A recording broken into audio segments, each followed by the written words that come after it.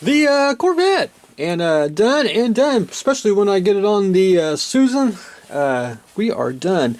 Basically, went back in and touched up all the number 11s with number 0 brush and painted the outline of the number 11 red and filled the inside with black, and then finished it off with the airbrush and a little bit of future, and just put a not an entirely glossy coat, but just enough of a shine on here so when you see it in normal light and lights that I got on it right now, it gives it a nice shine. It ain't totally glossy. Went back in and painted the little vents there on the real car. There's actually two that's up and down. Really nothing I could do. I just went ahead and just painted it that way. At least it represents it best I could, and it is ready to go. So I will get this off the bench, and I will get this wrapped up and shipped out next week. And I want to show everyone the last of it, and it's also my last update on the Corvette. So very fun. It makes it a unique vehicle when you add personalized touches to it.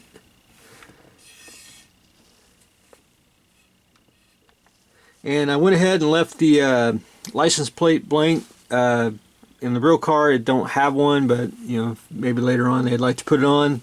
They can still have that option. And of course the underside, which I didn't do anything to. So we are good to go. So I'll get this off the bench, and I'll get this wrapped up and shipped off next week. The creeper truck, I really didn't get much done. I did get the hinges on the back of the door here, and it's just basically some styrene strip.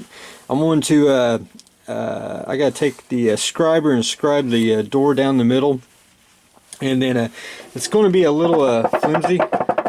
So what I'm going to do is I'm going to cut a hole in the bottom here, and I'm going to foam fill it, because I got a few projects I got to foam fill real quick, and that'll make that a little sturdy so it won't cave in or anything. And really, honestly, I'm basically down to painting. I just got a little fill in around the lamps here and up here on top of the cab, just a little piddly stuff, but really it's almost ready to paint. And I went ahead and added the rear bumper, which is, it's supposed to hang down, but that's actually, I think, going to really cause a problem. And it's basically a round dangling bumper, and I just took some styrene tube and I glued it on here just straight to the thing. It'll just have to it's just be more safer, and not, I don't want it to fall off when it gets to its new place. And then the license plate goes back here. And speaking of that, I did make the license plate that goes to it. So that's in scale, and that should go in something like that. And I have been my internet offer creeper truck kits have been selling. I'll add the license plate decal to go with it, and those will be out Monday as well. So I got a little more to do on the creeper truck, and then I can start painting. And I'm probably, what I'm going to do is after I tint the windows, I'm probably going to, I kind of want to fog them, but not fog them, just basically make them dirty, like you would try to scrape off dirtiness on a window with your hand. I want to try to simulate that, just very subtle, but not too overly done. And then I'm probably just going to go ahead and just paint the entire thing, tires and all, and then go back in and paint the tires separately, because that way I don't have to mask, or I just keep on going and rust it out when I start painting the creeper truck. The 262, pretty much got almost all of it sanded. I had to go back in and where I missed on the engine, a little bit here on the fuselage. Still got to do the bottom, but it's almost sanded down, and I'm going to shoot it with a primer. But I went ahead and got the cockpit. All I did was put a black wash in there, and that's basically pretty much all you're going to see, and let the shadows take care of all the detail. Got the canopy on, got the canopy masked with Tamiya tape, and used micro crystal clear, got it attached. Once that dries, I'm going to spray everything with primer here, and that'll basically it'll seal the make it not seamless, it'll just blend in everything nicely, and it'll make the canopy where I got it cut out the frame, it'll actually make it raised and everything else. Hopefully a couple coats of primer on that either today or tomorrow, and we will should be able to rock and roll on it. And we are going to do the Adolph Gallon, the JB44, the white version. We're going to do this one right here. So we'll paint it that way, and put Eagle Cow decals on here. And these are pretty excellent decals. I really have no fault with them. They're basically, once you put them in water, bam, they're already off the sheet. But anyway, so we'll jump that bridge when we get there. But that's the way we're going to paint it. And I'll have to do some I gotta do some digging, see what kind of color the underneath here is. I have no idea. Probably some Luftwaffe blue, whitish, grayish kind of color. When if not, we'll make it up as we go.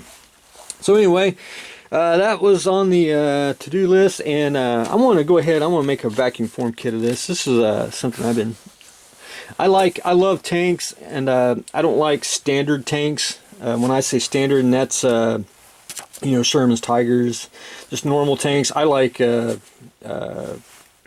auxiliary tanks. This is a bulldozer tank. You can find this on a Stug, and you can also find it on a Panther. And I want to do just a quick vacuum form kit of the bulldozer blade to fit the Stug and or a Panther. Should be the size on it shouldn't be minimal.